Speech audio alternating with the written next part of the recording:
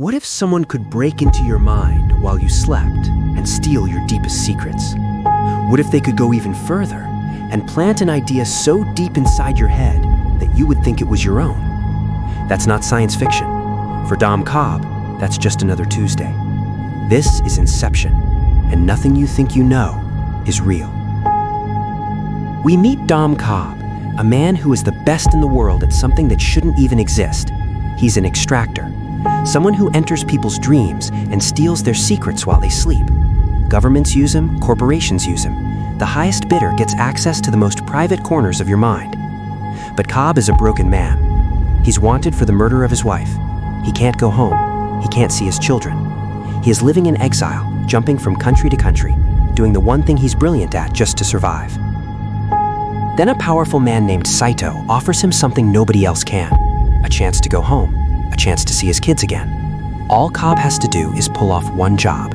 Not extraction this time, something far more dangerous: Inception. Instead of stealing an idea from someone's mind, Cobb has to plant one. He has to enter the mind of a man named Robert Fisher, the heir to a massive energy empire, and plant the idea that he should break up his father's company. Make Fisher believe the idea came from himself. The team is brilliant. Each person has a specific role. Arthur, Cobb's right-hand man who does the research. Ariadne, a young architect who designs the dream worlds. Eames, a forger who can become anyone inside a dream. Yusuf, the chemist who creates the sedative that keeps them all under. But here's where it gets complicated. To plant the idea deep enough that Fisher truly believes it, they can't just go one dream deep. They have to go 3 levels deep. A dream within a dream within a dream. Each level has its own rules. Time moves differently in each one. 1 hour in the real world is 1 week in the first dream. 1 week becomes 6 months in the second dream. 6 months becomes 10 years in the third.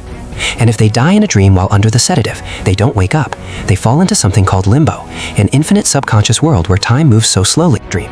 1 week becomes 6 months in the second dream. 6 months becomes 10 years in the third. And if they die in a dream while under the sedative, they don't wake up. They fall into something called limbo, an infinite subconscious world where time moves so slowly that years feel like decades, where you can lose your mind completely and forget what's real. Because here's the truth about Mal. Cobb performed Inception on her once before. He planted an idea in her mind. Her world wasn't real, to bring her back from limbo, where they had been trapped together for 50 years inside their own dream. It worked. They came back. But the idea never left her.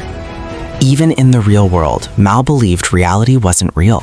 And one day, she stepped off a building ledge, convinced she just needed to wake up. She died. And Cobb has been carrying that guilt ever since. Every time he goes into a dream, she comes back. His own guilt made real, hunting him. The team goes under, 3 levels deep, fighting for their lives at every turn. In the first dream, a rainy city, they kidnap Fisher and convince him his own godfather wants to steal his inheritance. They're building trust. In the second dream, a hotel, everything goes wrong.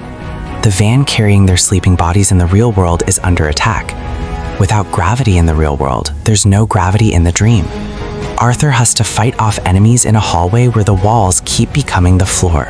One of the most incredible sequences ever put on film. In the third dream, a mountain fortress, they finally reach Fisher. Eames disguises himself as Fisher's godfather. They go deep enough to plant the idea.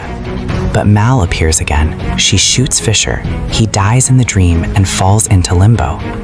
Cobb makes a decision that changes everything. He goes into limbo himself to bring Fisher back. He finds Fisher. He brings him back. But then Cobb finds something else in limbo, an old version of Mal, the version his guilt created. She begs him to stay, to build a life with her in limbo forever. And Cobb finally does what he should have done a long time ago. He lets her go. He tells her she is not his real wife. She is just guilt wearing her face, and he says goodbye. Fisher wakes up. He has the idea. He chooses to break up his father's company, believing it was his own decision all along. The Inception worked. Cobb wakes up on a plane, turn around. And then, Cobb does something he always does to check if he's dreaming. He spins his totem, a small spinning top that spins forever in a dream, but falls in reality. And just before we find out if it falls. Cut to black. Christopher Nolan never told us the answer, and that's the whole point. Because in the end, it doesn't matter if it's real or not. Cobb chose his children. He chose love over certainty. Some people say the top was wobbling, meaning it was about to fall, meaning it was real.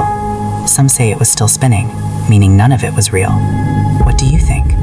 Drop your answer in the comments below, and subscribe to Dollar Recap, because every week we break down movies that actually make you think.